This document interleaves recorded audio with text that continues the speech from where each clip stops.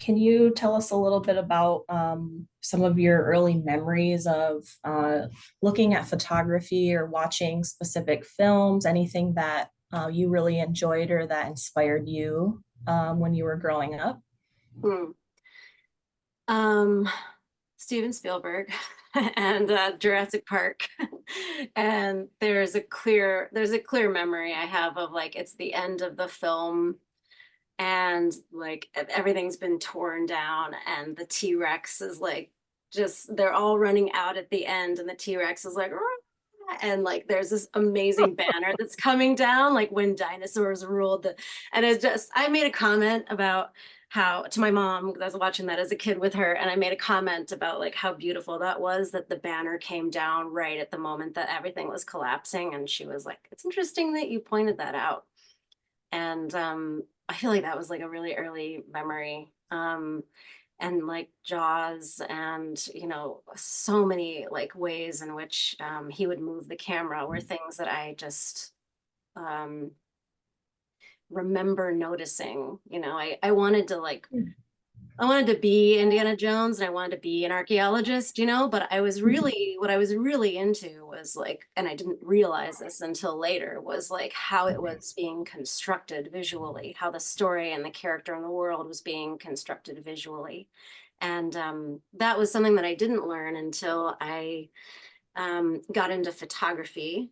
I was really bored in high school, and there was a black and white photography class where we could like shoot and then process our own film. Like we would be like shaking it in the developer in the can, and then like going into the actual darkroom and making prints. And that was like I loved like the physical, chemical nature of it all, and that kind of led me to look at Columbia College when I was like aimlessly looking at like where am I going to go next after high school. And I went to Columbia College, which is this was at the time this small campus in downtown Chicago, and I saw kids in Grant Park like shooting film on Bolexes, and then like cutting it on flatbeds and taping it together, and that I loved that. Like it kind of everything like clicked at that point, like all of my love for movies. And I thought that I wanted to be in the movies and in the fantasy world. Like I realized that I wanted to build and construct those worlds.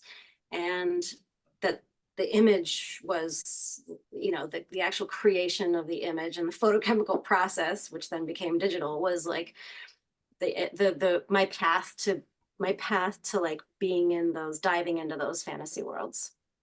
Wow, that's really interesting. And yeah, that's really unique, I guess. I mean, we do have a lot of cinematographers out there that were inspired by, nature and taking photos of animals and more of the natural world. So it's really cool that it's this more imaginative fantasy world that you were so interested in building.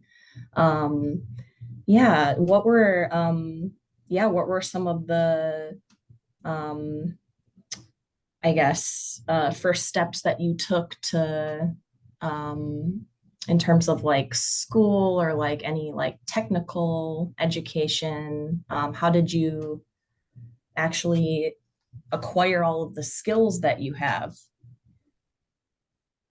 Um, I'm a film school brat. I went to Columbia College for my undergrad and I was immediately in cinematography and I didn't try anything else because I knew that was what I was That's so interested in. cool.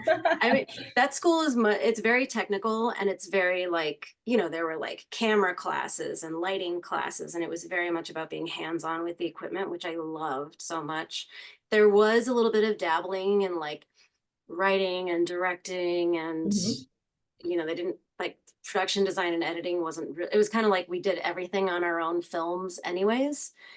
um and I got really excited about like picking the music for my films and like I don't know, I feel like I could have gone in a different path and been a Hmm. music supervisor. I just think Interesting. that's so fun to like put music to it's things that we don't really get to do as cinematographers, but like just we were building everything like from scratch on our own. And, you know, we would get like friends and mostly like other cinematographers to help us do the other things.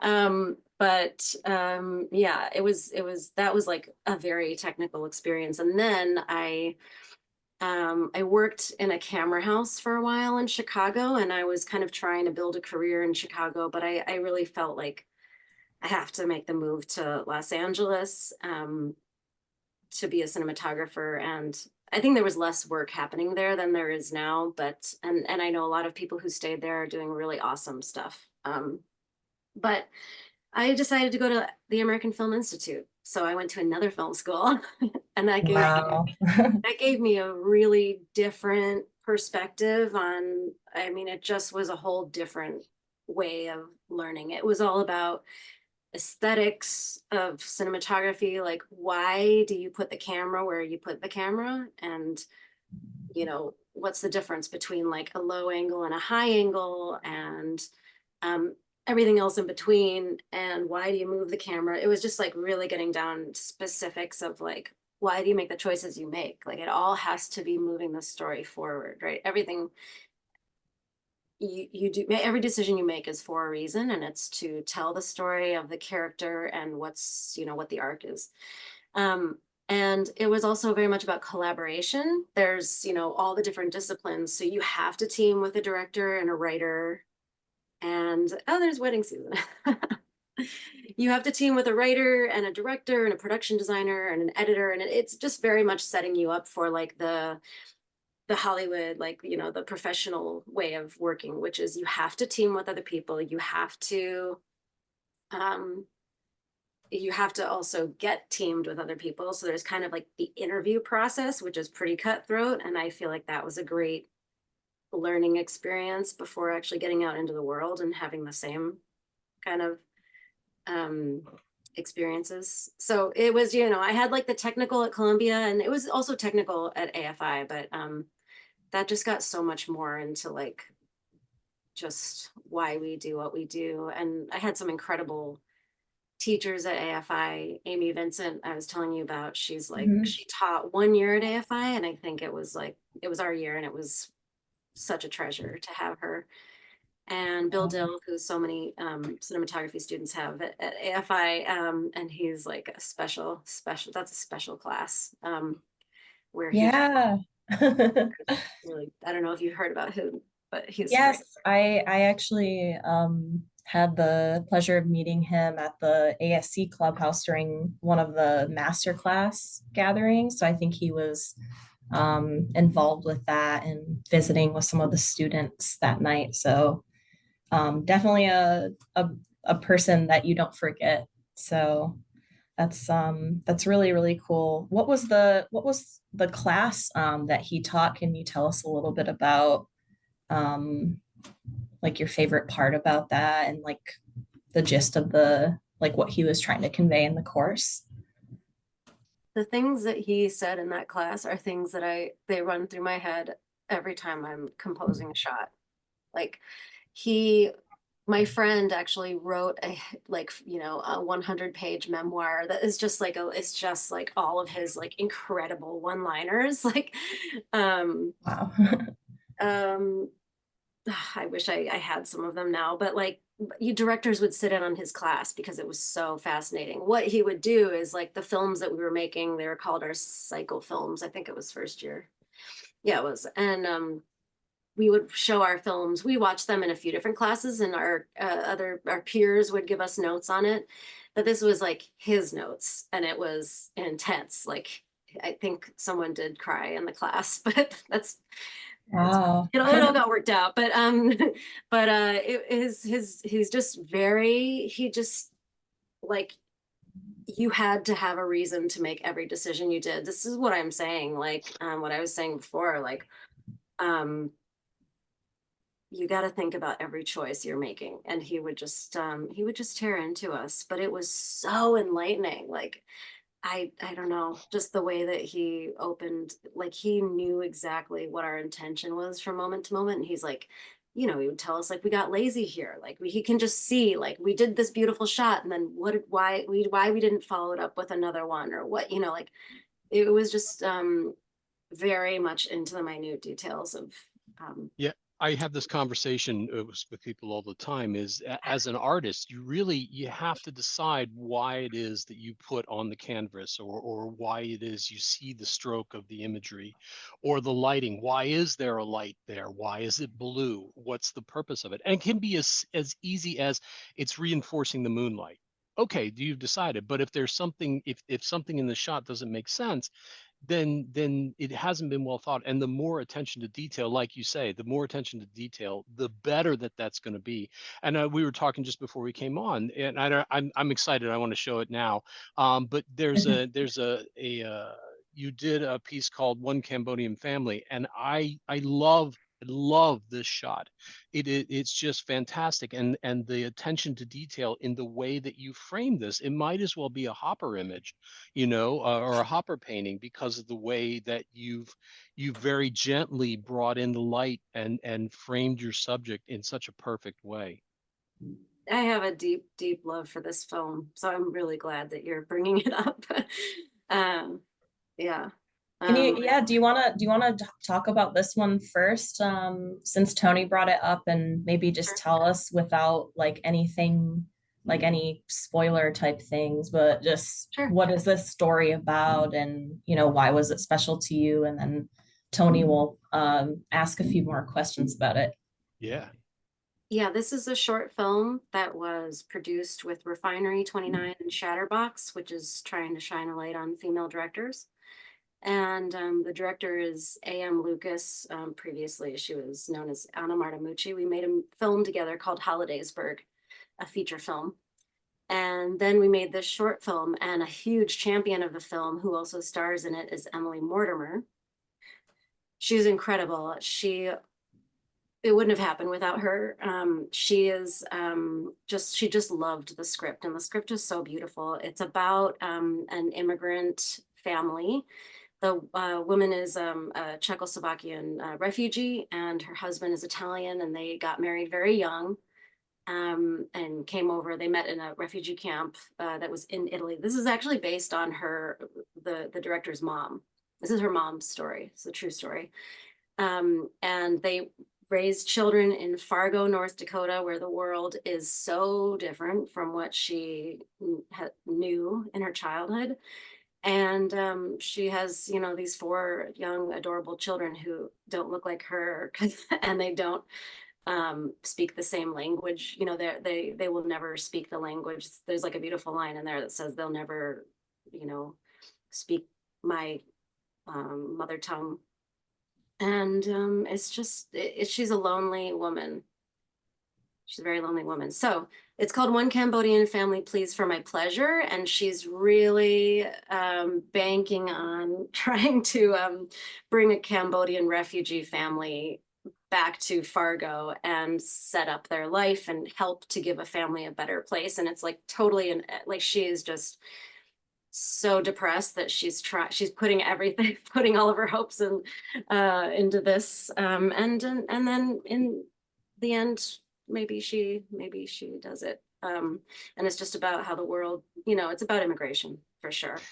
And in light of like the last few years, also what's like just it's a story that is continuing.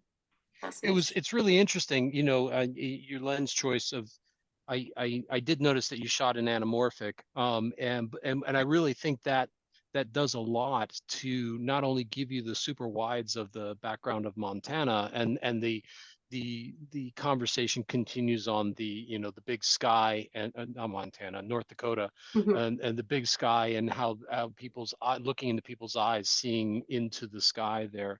I think it really worked for that. And it also gave a bit of closeness at the same time in some of the confining restrictions of her household shots. I love the close-ups. I love getting like really close, tight on her face.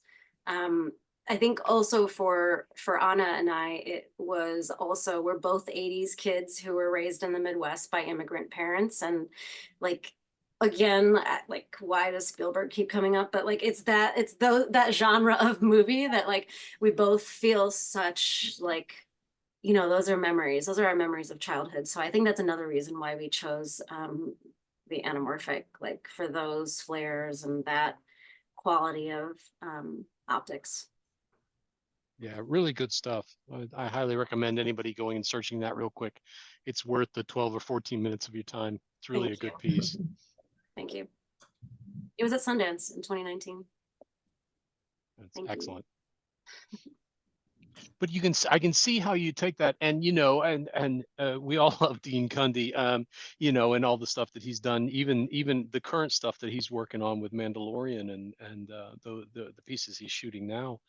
Um, but you can kind of see that theme in how you approach the work as well. It's almost as if the looks that you're building today build on those successes from the past, and you've really created a visual storytelling mode for yourself.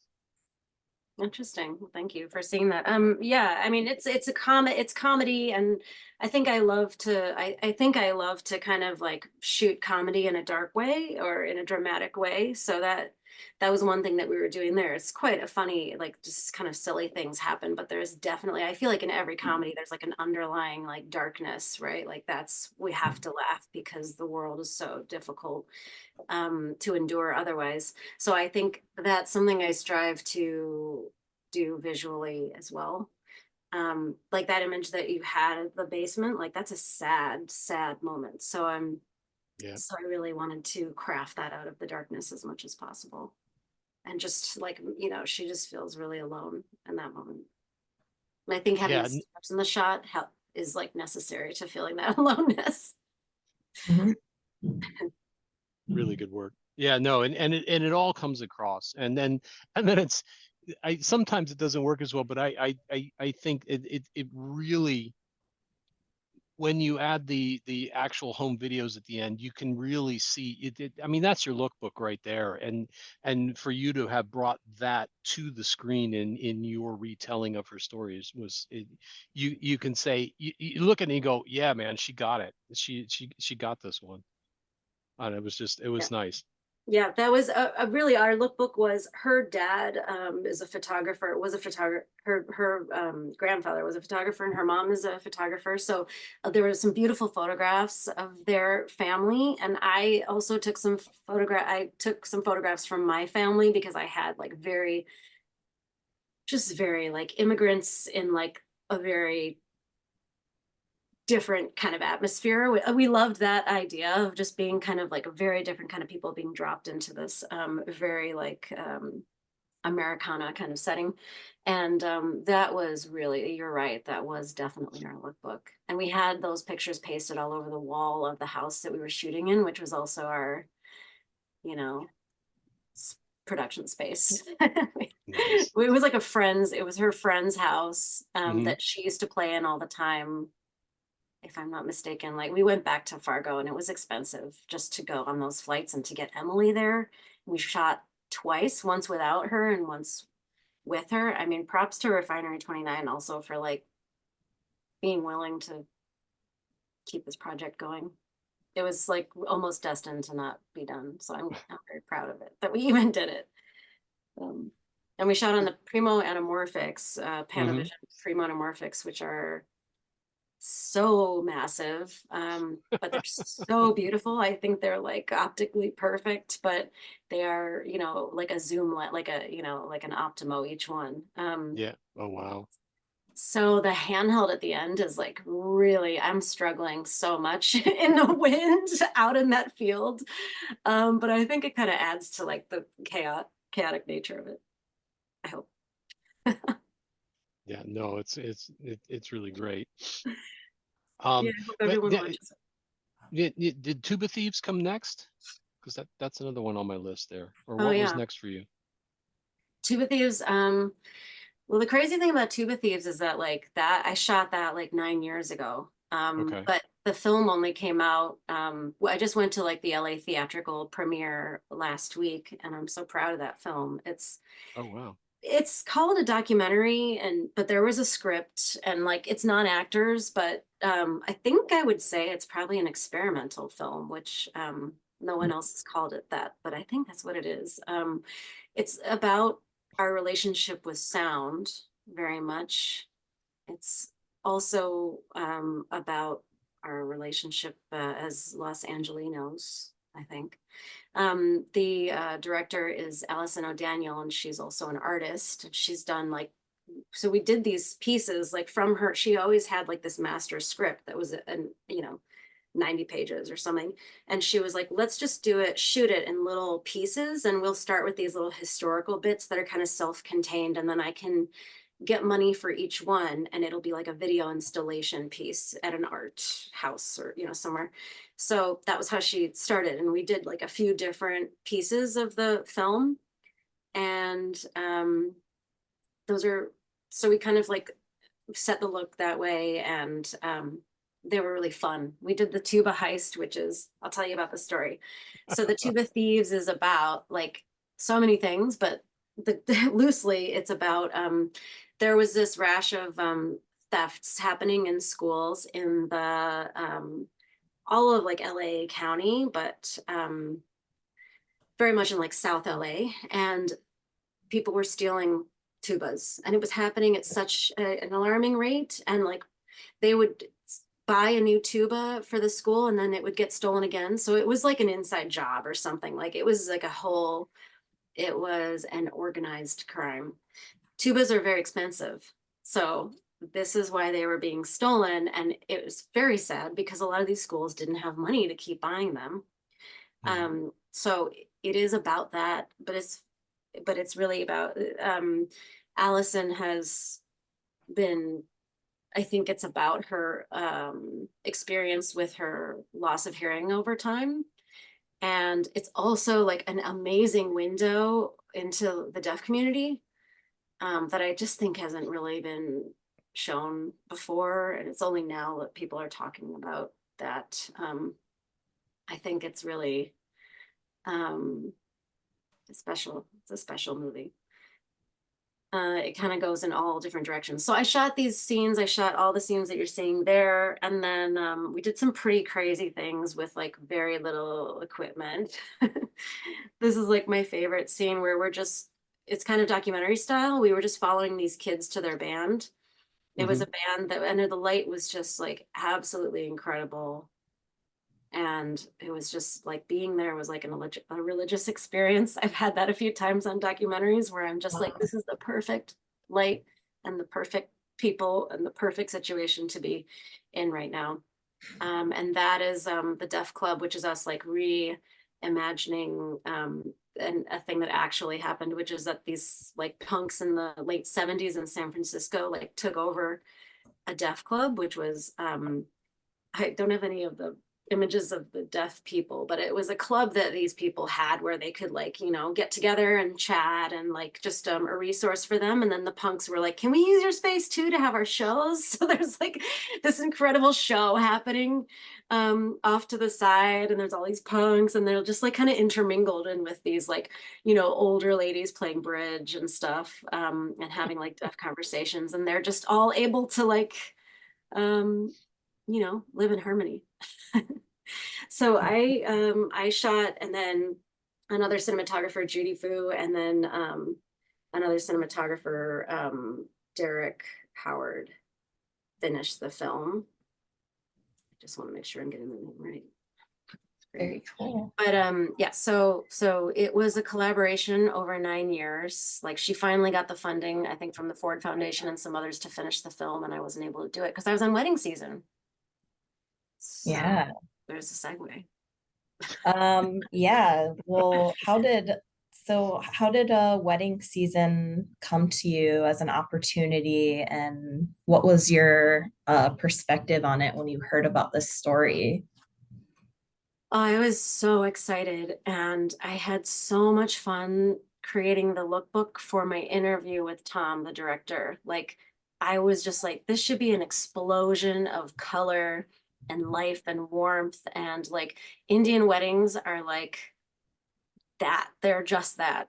And there's so many weddings that happen in the film. Like, I think there were like 18 wedding set pieces, and we may have lost one or two in like the slimming down of like expectations, but it was like I wanted every wedding to have kind of like its own color palette and look. Like Hero and the House of Flying Daggers and like those movies, I loved how like there was like the green scene in the bamboo and like they're all wearing green and like it's such a vibrant like choice of like kind of monochromatic beauty. And then like there's like the purple scene and the blue scene. So that was kind of like that's how I was seeing that we could be like taken through this like rainbow of colors.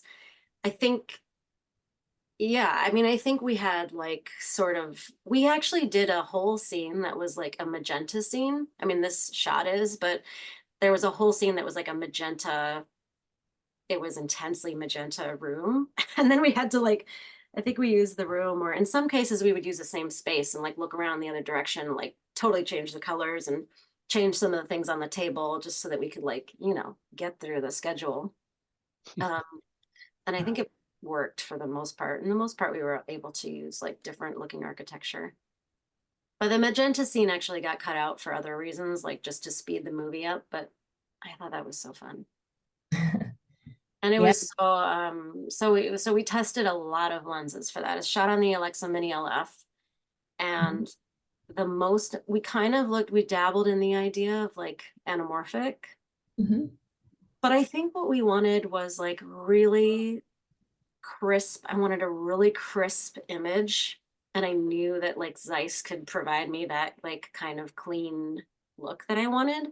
And I also wanted to get like the character of like, I wanted it to be clean until it goes crazy, like until they're like, you know, falling in love. And it's like that other shot you showed where it's just like blam, like you get those really blue, like purple, all these beautiful colors, like, you know, I wanted that I wanted that like dichotomy, the two of those to kind of like come together. And so that was how I found the Radiance, because I like the Supremes, but I really loved the blue flare of the Radiance. And it was like not really that available yet. Like everyone was like, could you just use the Supremes? Because like we have those. We shot in Toronto and we worked with Whites, and I think they had like one partial set and they like bought a second set because of us. Because we had two full sets, and then I think we had to also on both ends, like we had some of the Supremes just to fill out the focal lengths. Like I think there was not a 135 or Yeah, 150 at the time. they came later, yeah. Yeah, so but yeah, I loved that blue flare and I kind of wanted that like magical blue flare of the anamorphic, but we didn't really like Tom also wasn't that into like the horizontal line of the flares, and actually we also really liked just perfectly round bokeh. So Mhm. I did a lot of tests and I was not, I mean, since this is a comedy, I wanted to shoot around like a 2.8, 2.8 and a half. And it's like a group, there's like a lot of people in a lot of shots. So I wanted to have, yes, that's it. And like the image is like low resolution, but those are like perfect circles. And so when most lenses, when you close down, you start to see the blades of the iris and it starts making like a hexagon or an octagon or something. And I was like not having it. I wanted like a perfect clean circle. It just felt so lovely to me. And I knew that in the weddings there was going to be so many twinkly lights and candles, and we really leaned into that like everywhere. We were like, add some more Christmas lights. So I wanted those to be perfect circles. And that was another reason, you know, for those blue flares and the real optical cleanliness of those. Like I really thought, and also like the LF, it had really nice fall off, but um great sharpness when we're on, you know, when we're at like a 2.8, 2.8 and a half on our subjects. So it was perfect. Those are the perfect lenses for that. And there's also a lot of, can you tell us like how you were able to handle all the scenes with all of the dancing during the weddings? Because there is so much movement, and how did you manage to light and shoot those scenes, like the actual weddings? Yeah. It's difficult because we were in like multiple locations a day. Like we would have like we had a day of like all the like we did the whole montage in like one day, and we would do like one piece in one part of the hotel, you know, like one conference room and another like wedding space, and like we had to like really maximize. I can't remember. It was such a short schedule. It was such a short schedule, and there's so many locations in there. That we had to like, once we landed in a space, we had to use all that we could and get like 4 or 5 looks out of one place. And we were able to do that with like dramatic lighting, color changes and things like that. But yeah, like we were not able to like, you know, rig like big overhead sources, which probably would have helped for the dancing stuff. So instead we just, you know, I kind of went like, kind of leaned into like flares and darkness and shadows and like, you know, like backlighting them, you know, so we can see them coming out of we can see the edging. And camera movement wise, we had a lot of Steadicam. So our A camera operator, Dino Lorenzo, was also Steadicam, and he's incredible. And we did have a crane for a day. So, you know, we tried to keep it like moving as much as possible. Like it just felt like, I mean, the whole movie is moving. If we're not on a Steadicam, we're on a dolly constantly. Yeah. The flow going, right? Yeah, and in terms of the you know, you mentioned obviously a lot of the shots in the film are faces or of the couple themselves. Was there anything I guess about the camera or the lenses or any of the support gear that helped you in that process with kind of getting that like perfect look of someone's face and handling that all of these scenes with making people look absolutely beautiful and stunning? Mm. It was easy with the talent that we had. Yeah. Pallavi and Suraj are amazing, just beautiful. And the skin tones are beautiful. But I had an incredible lighting team, Michael Hall and Robert Johnson, and they were always watching on my side and making sure with me that we have beautiful highlights. And it was all about making everyone pop and making everyone beautiful, but also making it feel real, right? Yeah.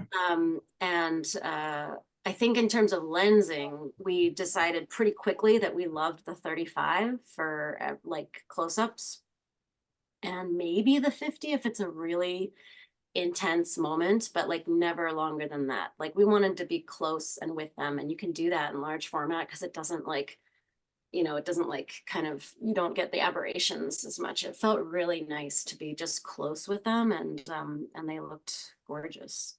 And there's a softness to the lenses too. Like mostly if you can hit it with just a little bit of light, you can create some softness when you want to. Yeah. And controlling it is really important because those blue flares can go crazy. It with there was I really liked there's a lot of moments that really stood out to me, but I think the restaurant scene, like when they first meet, is like particularly funny. And you're really starting to see, okay, what are their personalities, and you can kind of see this disconnect that's happening there. How did you approach the look of that scene versus like some of the looks when you're like hanging out with family at home in the kitchen and there's sunlight coming through the window? Mm-hmm. How did you approach some of those different indoor looks that are familiar to all of us? Yeah. Well, we did think that's the first time you see them. So Yeah. it's kind of like a flop. It's like yeah, they're like set up to by their parents to meet each other, and they kind of don't like each other. So yeah, we're like, maybe it's like a little bit of a rainy day, or like it's just kind of a dreary day. Maybe it's like a little bit more dreary than like, you know, later on. And we did like the whole film is pretty warm, and Mhm. we leaned into like, let's be dramatic with the lighting, but I think that is one where we kind of wanted to pull it. We wanted to pull it back a little bit and kind of not bring out the sunshine yet. Yeah. There's a great movie that is called the 5-year engagement. You ever seen that? I feel like I It's a have. comedy. It's a Yeah. rom-com.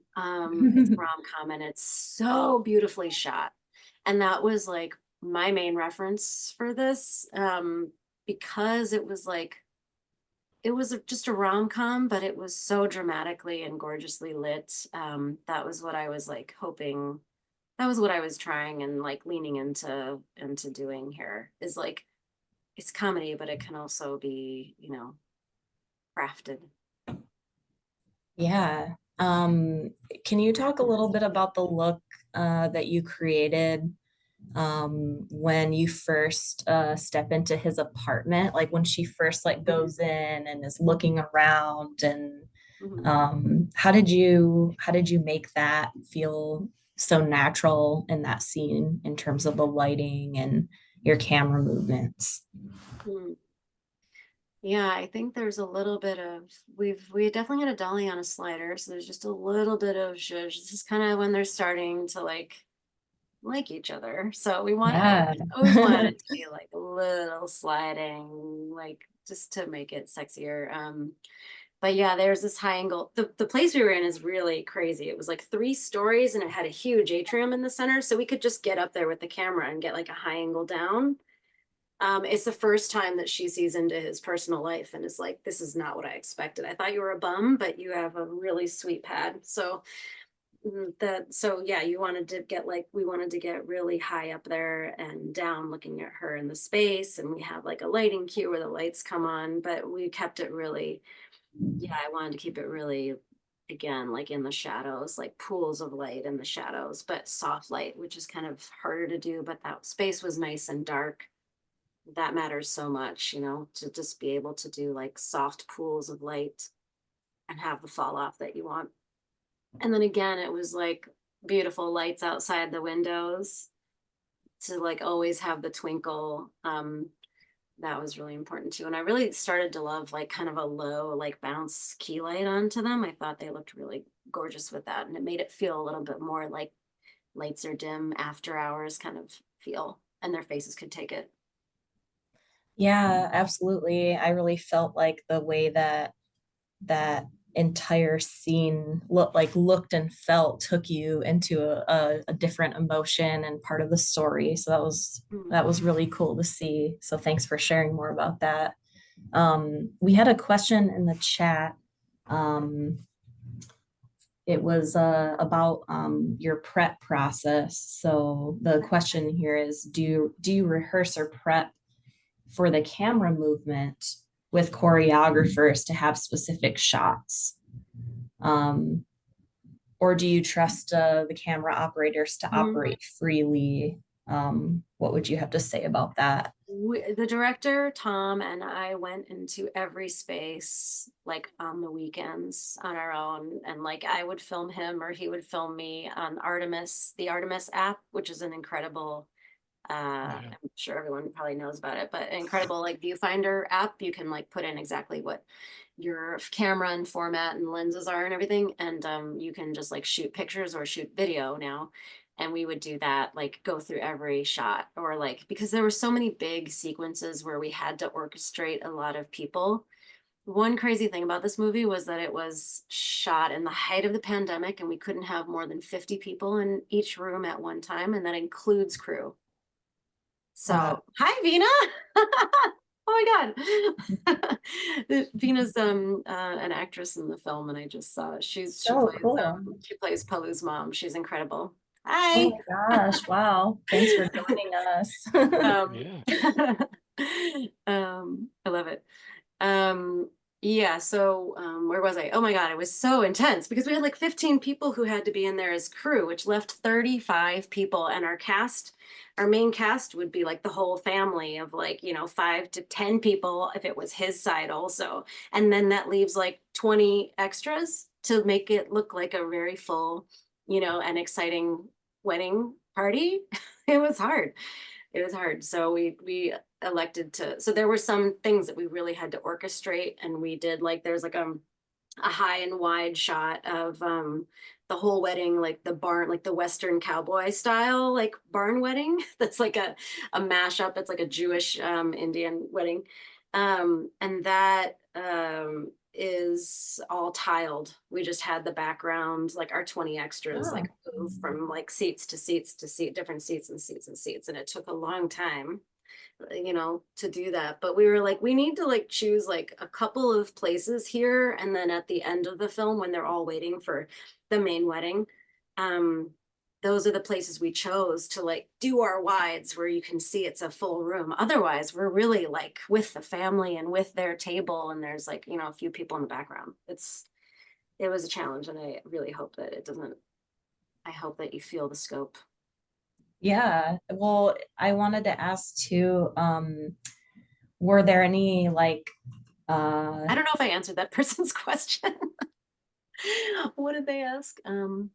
yeah, I think you Prepping the covered shot. it. Yeah, like we definitely went through everything. And then I also trusted my like Steadicam operators. Sometimes you just have to like have the Steadicam operator do it a few times, because like talking about it is not going to get you anywhere. You just need to like do it and like see what the problems are and then fix it.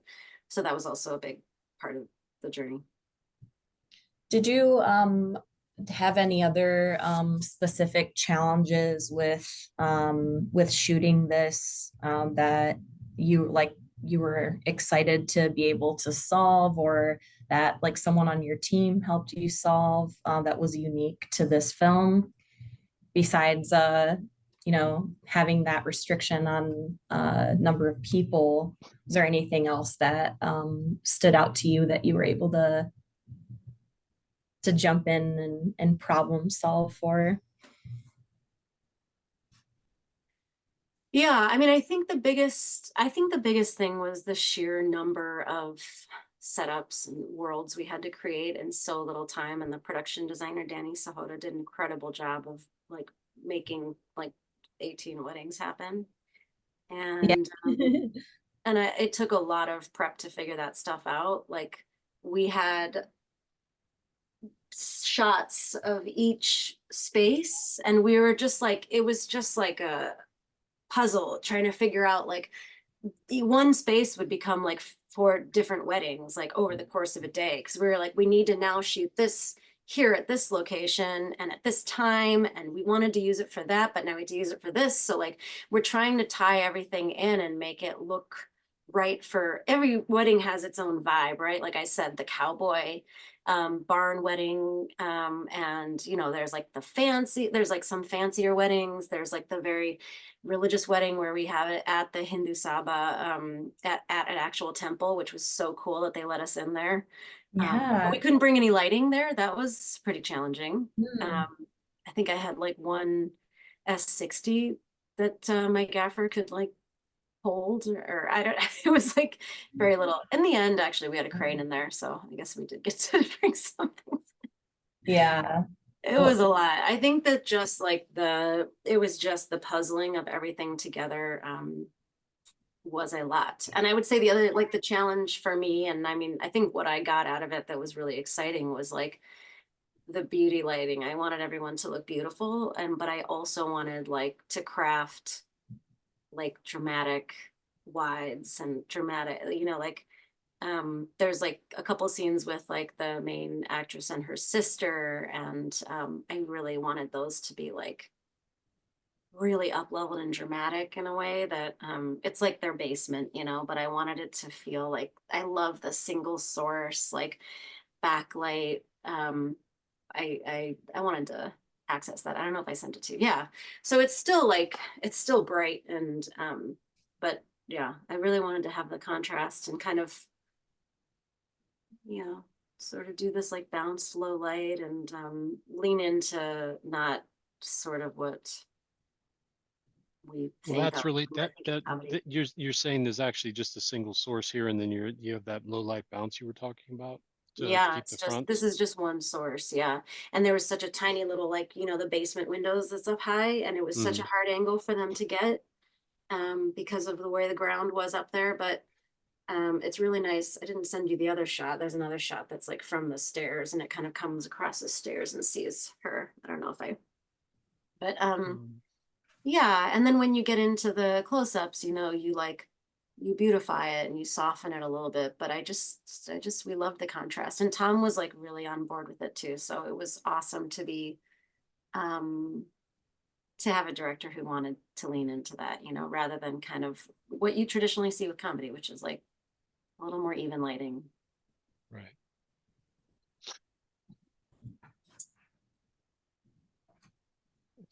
There's another question in the chat here. Natalie was asking about aspect ratio. And how would you make that artistic choice depending on the project? I think, like, you know, Tony, you hit the nail on the head with One Cambodian. Like, we really, in that film, we wanted it to be, we wanted the bend of the anamorphic specifically, but we wanted the 2:4 aspect ratio because it's about North Dakota, and the end shot of that movie is like to feel like the extreme flatness, and like the extreme flatness going on and on and on of North Dakota, which is, yeah.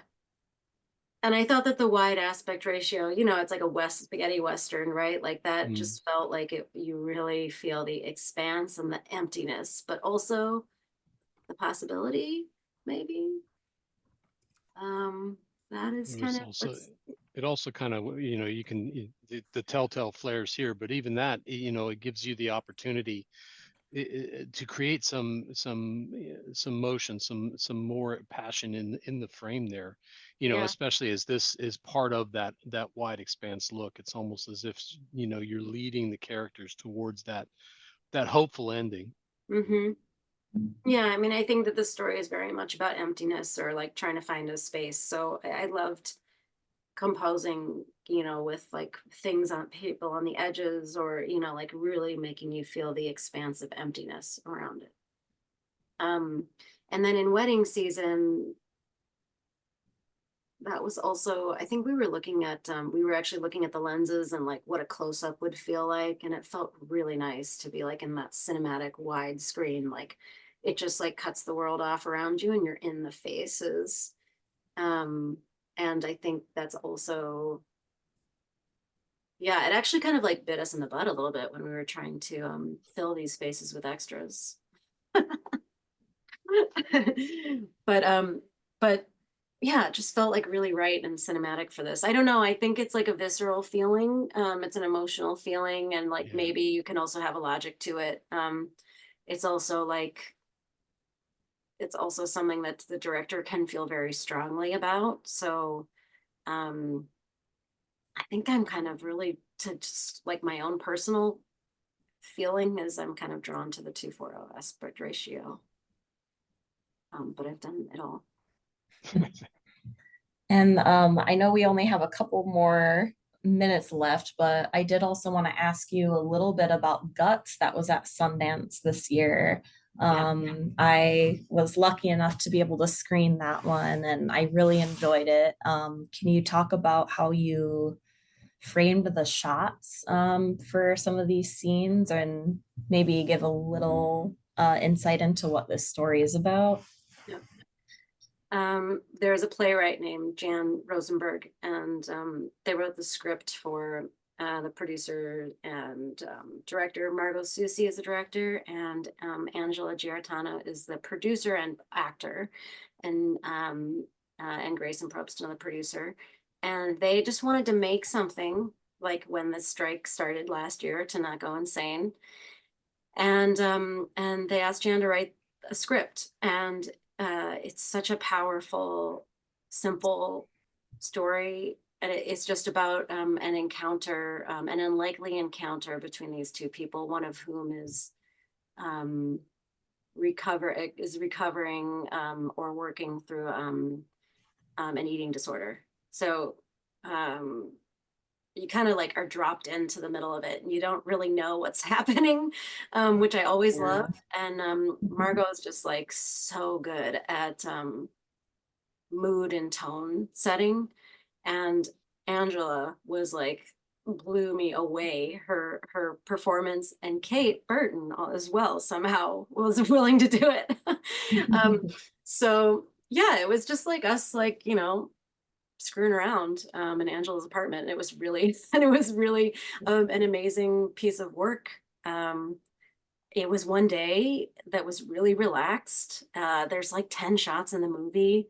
It was so extremely stress-free, but we just had a very clear design, Margot and I, going into it. Like we wanted it to feel so kind of drab and almost like muddy, or, you know, like just really ordinary, but like beauty, like to find beauty in the ordinary. And Yeah. it's all taking place like kind of as the sun is going down. That's like, you know, in an hour time span of, and I really wanted to show that kind of really slow losing light until like you've been in your, you know, you've been in your place talking to this person for a half hour, and all of a sudden you look up and you're like, we should turn a light on. Like I wanted that kind of I wanted that kind of look. And we shot it like, you know, this is like shot at like 9 a.m. and the sun is like, thankfully we didn't have any direct sun, which is why like Angela's apartment is where we ended up shooting, and it was the perfect location. Like the angles and everything worked, and the fact that the sun was never, I think it was going to be direct for like 1 hour, and that was like an hour that it was actually cloudy that day in Los Angeles is kind of was, it's not as rare anymore, but it seemed like, how is this going to work? But it did. So it all just worked. The shots are very simple.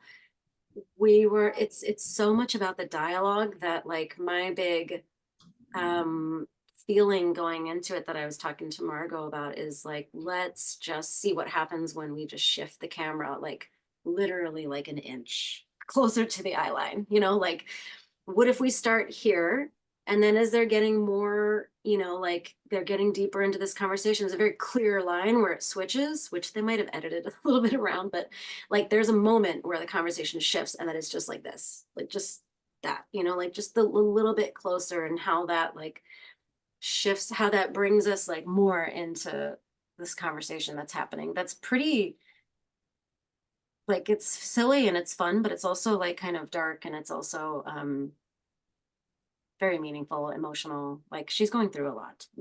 It's um so we shot on the Orions silver edition.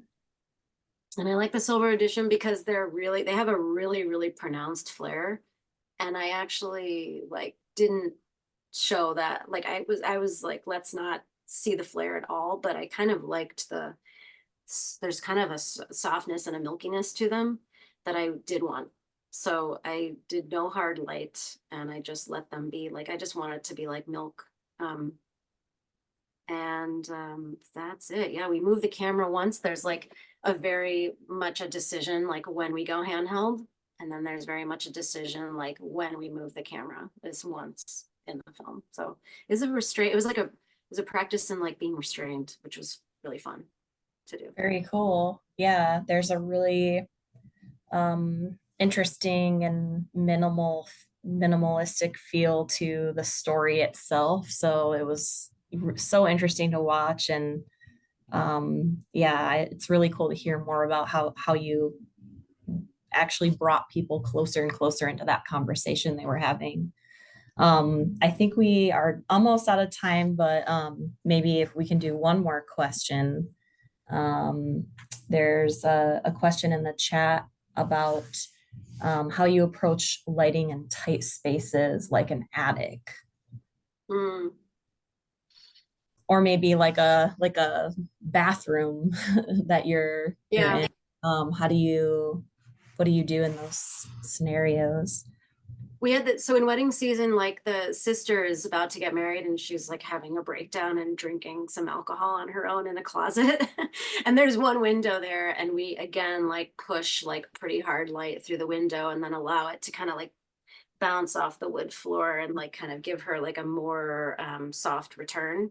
and that kind of thing I'm really into. So you feel like so you get some dimension and contrast. And if you don't have like a big light that you can push through a window, then what I did, I mean, it's very soft and guts, but there's like a little bathroom scene in there. And I think it's literally like a 2-foot Helios tube that's like taped. Maybe there's a stand, you know, like on the wall just to give us a little bit of definition. But like I, you know, try to like, I've kind of learned in the years, like to try to not do too much inside if I don't have to, so that I can give the actors space to move around. And you always have to like maybe do something to like craft it closer, but I always look at where the windows are first and like, can I access them? And can I, you know, what angle can I hit it at so that I can like do as much as possible in a broad source from outside. But yeah, this was like a small movie and it was like a 2nd floor bathroom with a tiny window like this. So in that case, you have to bring something from out from inside, and then it can get a little bit like tricky, you know. Then you have like little tiny pizza box bounce boards and things like that you're trying to like get into a tight space. But you know, I think contrast is always, even if it's in a tight space, any way to create contrast and like not splash it all over the walls is the trick. Not easy. Very cool. Awesome. Well, I think that that's all the time that we have with Yeah. Meena today.